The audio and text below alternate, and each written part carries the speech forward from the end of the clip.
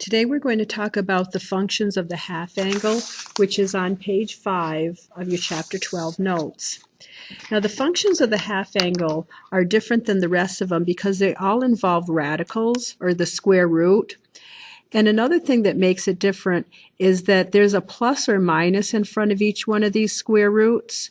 So what your job is you're going to have to choose whether to take the plus or the minus when you do your evaluation for these half angle formulas. And let me just show you how you're going to choose.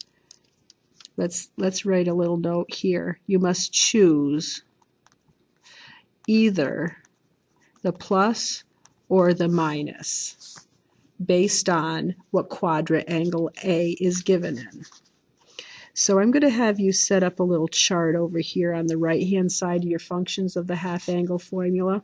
I'm going to have you set up the formula or the chart that says this.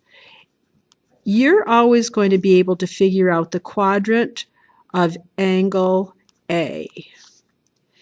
And the quadrant of angle A is either going to be in quadrant 1 or 2 or 3 or 4, right? You have a choice of one of those, and that is the given in the original. Like in question number 1, it says angle A is the measure of quadrant 2 angle, and down here in number 2, this was a quadrant 1 angle. So you're always able to figure out what quadrant angle A is in.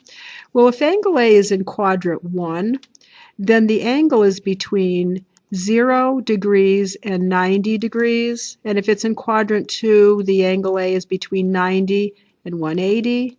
If it's quadrant 3, it's between 180 and 270 degrees. And if it's in quadrant 4, it's between 270 and 360 degrees. So that's angle A.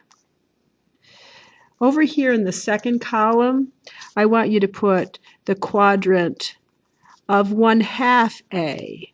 So what we're going to do is try to figure out what quadrant 1/2 A is given what angle A is. Well, if angle A is in quadrant 1, then a half A must also be in quadrant 1, because if angle A is between 0 and 90, if we take half of that, a half A would be between 0 degrees and 45 degrees, because we're just taking half of the angle measure. If angle A is in quadrant 2, well, a half A would also be in quadrant 1, because if angle A is between 90 and 180, if you take half of that, half of 90 is 45, and half of 180 is 90. So a half A would be between 45 and 90 degrees, which still lands us in quadrant 1. If the original angle is between 180 and 270, a half A would be in quadrant 2, because half of 180 is 90 and half of 270 is 135. So any angle between 90 and 135 degrees is a quadrant 2 angle. And last, if the original angle was in quadrant 4, the half of that angle would still be in quadrant 2, because half of 270 is 135 and half of 360 is 180. So what's going to happen is your half angle is either going to be a quadrant 1 angle or a quadrant 2 angle, and that's it. A half A will never be in quadrants 3 or 4 for what we're going to do this year anyways. And then what you have to do is you have to look at all students take chemistry for a half A, but you don't even have to worry about quadrants 3 or 4, because our half angle are never going to land in that. It's only going to be in quadrants 1 or 2. So we're going to keep that in mind when we have to choose the plus or minus part. And that's really the only tricky part of this. And if you notice, all of these half angle formulas only involve the cosine of A. You're never going to have to figure out what the sine of A is for any of these. You just use these formulas. So for this first example here, this letter D, we want to know the cosine of a half A, well, what we do here is we go to here and it says angle A is in quadrant 2. So if angle A is in quadrant 2, then a half A must be in quadrant 1. 1/2 A is in quadrant 1.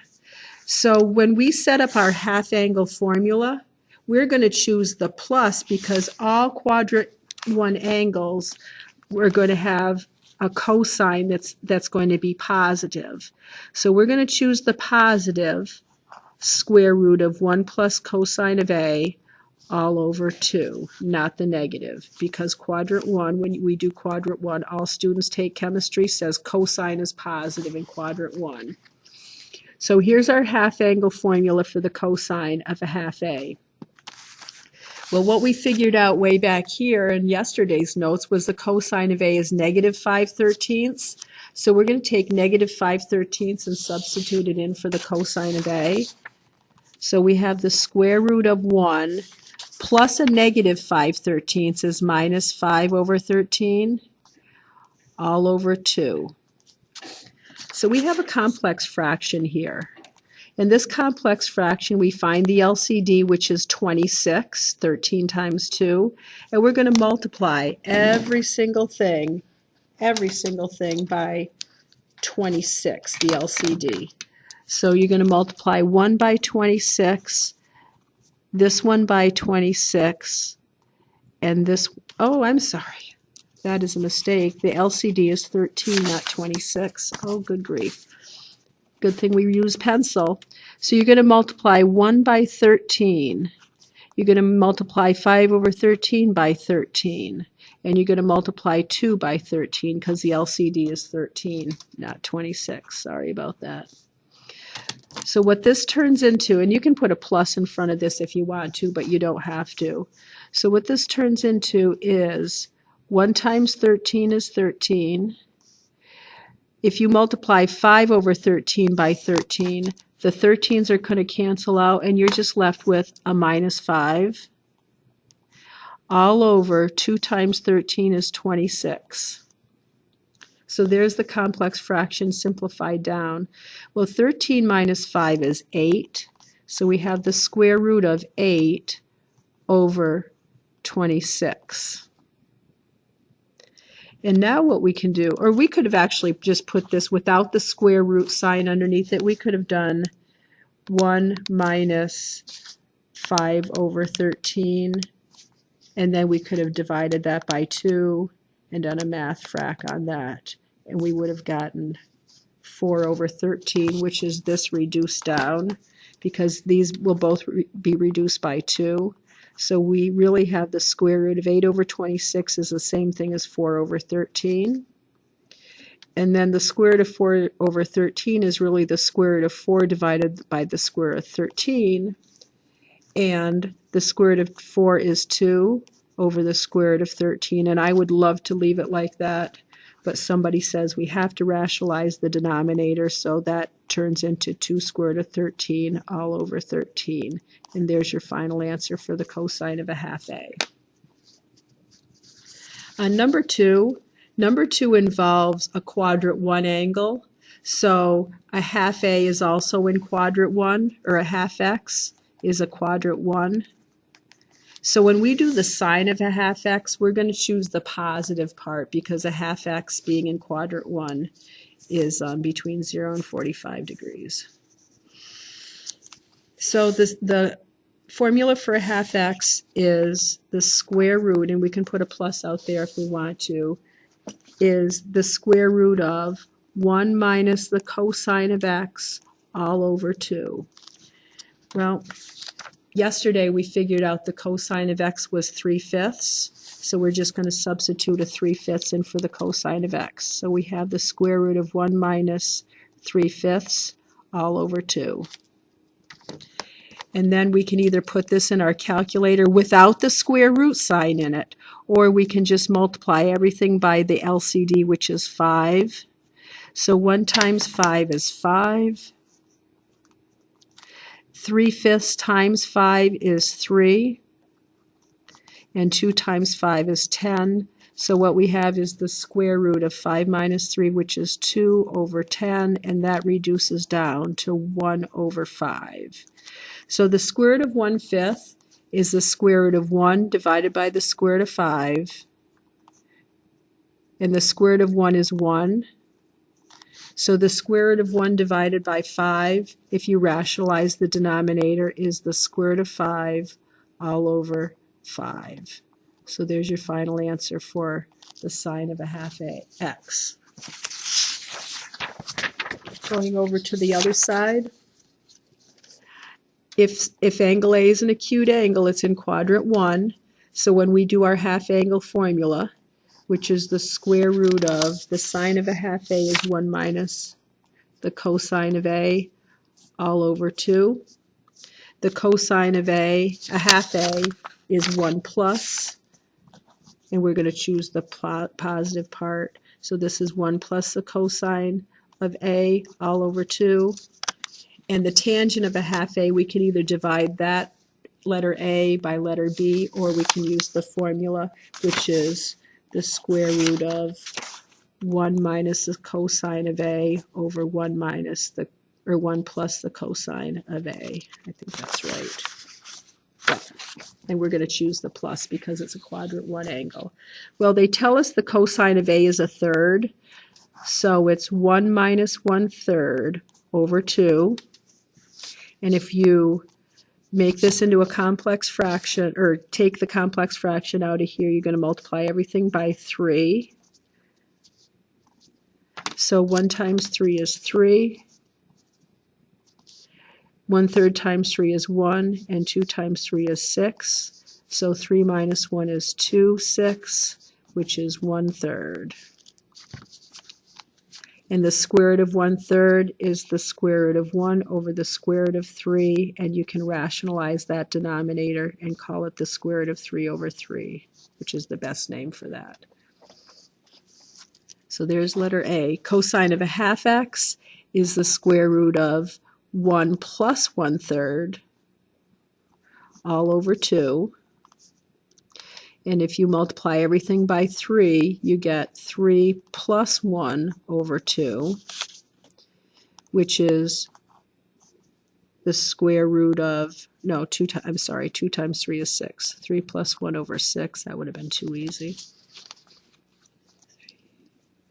And then 3 plus 1 is 4 over 6, which is equal to the square root of 4 over the square root of 6, which is 2 over the square root of 6, which rationalizes into 2 square root of 6 all over 6, which can be reduced down to the square root of 6 over 3. Wow, that was a lot of reducing. All right, hopefully that's all right. Oh, I could have called 4, 6, 1, 2/3 in the very beginning. All right, and then the last one is the tangent of a half x. Let's see, you could either use this formula, or maybe it would be easier to use the sine of a half A divided by the cosine of a half A. So let's use that one. Sine of 1/2 A divided by the cosine of 1/2 A. So the sine of a half A turned into square root of 3 over 3. The cosine of a half A turned into the square root of 6 over 3. And if you multiply the top and bottom by the LCD, which is 3, the 3's will cancel, and you get the square root of 3 over the square root of 6,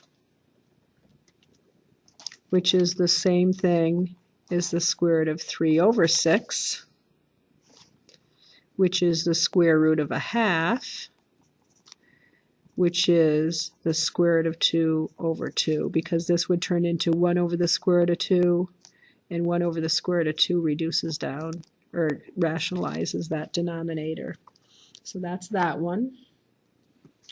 And then last but not least, number 8. This says it's an acute angle, so it's in quadrant 1. So when we do the sine of a half x, we do the square root of, and we're going to choose the plus because it's a quadrant 1 angle. So this is 1 minus the cosine of x all over 2. and the cosine of x is 7 over 32, so 1 minus 7 over 32 all over 2. And if you multiply everything through by 32, you get 32 minus 7 over 32 times 2 is 64. Let's see, 12 minus 7 is 5. So this is the square root of 25 over 64. And then when you do the square root of 25 over 64, it's the same thing as the square root of 25 over the square root of 64. And boy, this is nice. They're both perfect squares. So we have 5 over 8 as our final answer. And it looks like that would be the end of this video and this chapter 12 notes. I'll see you tomorrow. Have a good night.